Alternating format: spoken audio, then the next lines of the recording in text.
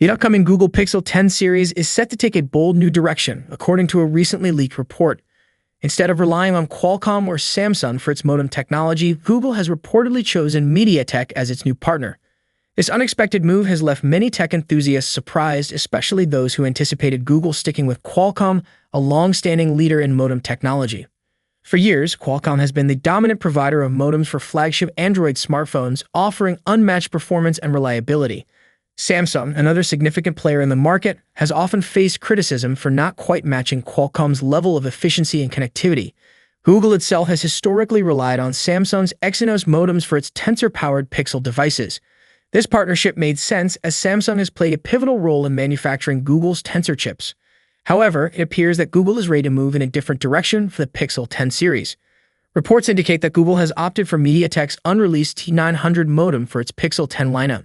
MediaTek, a brand traditionally associated with budget-friendly chipsets, has been steadily climbing the ranks in recent years, gaining recognition for its advancements in flagship smartphone technology. This strategic shift by Google demonstrates growing confidence in MediaTek's capabilities, signaling a potential shakeup in the modem industry. While details about the MediaTek T900 remain scarce, early speculation suggests it will incorporate MediaTek's latest modem technology. The modem is expected to offer advanced 5G capabilities, aligning with the high-speed connectivity demands of modern flagship smartphones. If these rumors hold true, the T900 could position MediaTek as a strong contender in the high-end smartphone market, challenging Qualcomm's dominance. Google's decision to switch to MediaTek raises several questions, especially considering the mixed track record of Tensor-powered Pixels. Past Pixel models face criticism for thermal inefficiencies and subpar battery life, issues often linked to the Exynos modems they used. By transitioning to MediaTek, Google may be aiming to address these problems while exploring a cost-effective yet capable alternative. However, skepticism remains. MediaTek's history as a provider of budget-friendly solutions has led some to question whether it can meet the performance demands of a flagship series like a Pixel 10. Google's choice to collaborate with MediaTek on such a critical component suggests that extensive testing and evaluation have been conducted to ensure the T900 modem meets the necessary standards. For consumers, the true test of this decision will come down to real-world performance. Connectivity, efficiency, and user experience will all play significant roles in determining whether MediaTek's T900 can live up to expectations. If successful, this partnership could redefine MediaTek's reputation and establish the Pixel 10 series as a formidable contender in the smartphone market. Curiosity continue to build. Will MediaTek's T900 modem prove to be the game-changer Google hopes for? Or will it face challenges in delivering the connectivity and efficiency needed to compete in the high-end smartphone market? These questions will only be answered once the devices are in the hands of reviewers and users.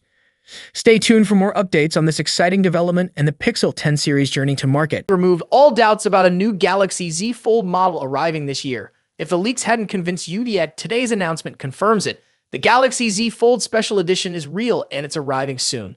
But now the big question is, how does this special edition differ from the Galaxy Z Fold 6, which was released just a few months ago? One of the first differences between these two foldables is their availability. While the Galaxy Z Fold 6 is available in various markets around the world, the special edition might be harder to get. Samsung has only announced it in South Korea so far, with plans for it to reach China next. If you're in the West or other regions where the Galaxy Z Fold 6 is sold, you may not see this special edition on store shelves anytime soon. Samsung describes the special edition as the thinnest and lightest Galaxy Fold ever made. Measuring just 10.6 millimeters when folded, it's slightly thinner than the Galaxy Z Fold 6, which comes in at 12.1 millimeters.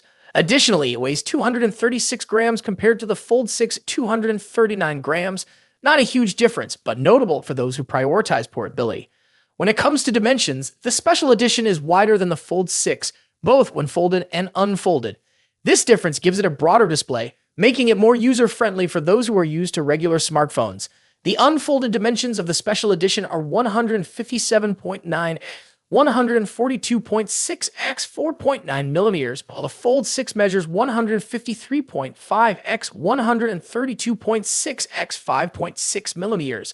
The wider design also leads to different aspect ratios. The special edition boasts a 2018 aspect ratio for its main display, while the Fold 6 uses a more traditional 4:3 ratio. This wider layout offers a slightly better experience for tasks like multitasking or viewing content. Samsung hasn't revealed much about any potential upgrades to the displays. However, we do know the special edition has an 8.0-inch main display and a 6.5-inch cover screen.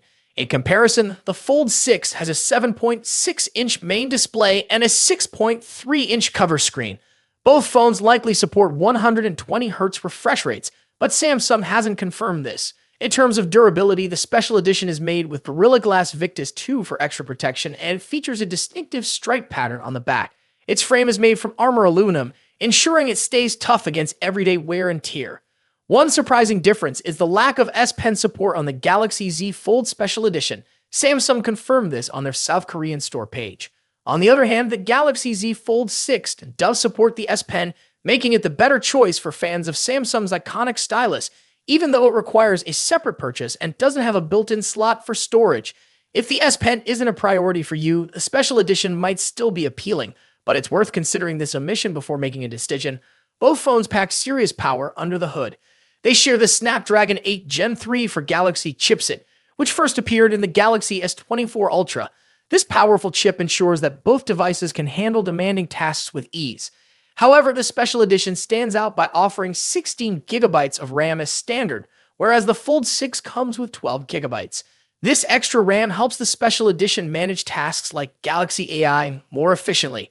The Special Edition also ships with 512 GB of internal storage, whereas the Fold 6 gives you options of 256 GB, 512 GB, or 1 TB. As for the battery, both models have a 4400 mAh unit, although Samsung hasn't mentioned if charging speeds differ between them. One of the most notable upgrades on the Special Edition is the primary camera. The Special Edition is equipped with a 200-megapixel main camera, compared to the 50-megapixel sensor on the Fold 6. This upgrade is significant and could be a game-changer for those who prioritize photography on their foldable device. Other camera specs remain similar across both devices, including the telephoto lens and the 4-megapixel under-panel camera. The Special Edition also has an advantage when it comes to connectivity as it supports Wi-Fi 7. This feature is only found on a few other Samsung devices like the Galaxy S24 Ultra, while the Fold 6 tops out at Wi-Fi 6E.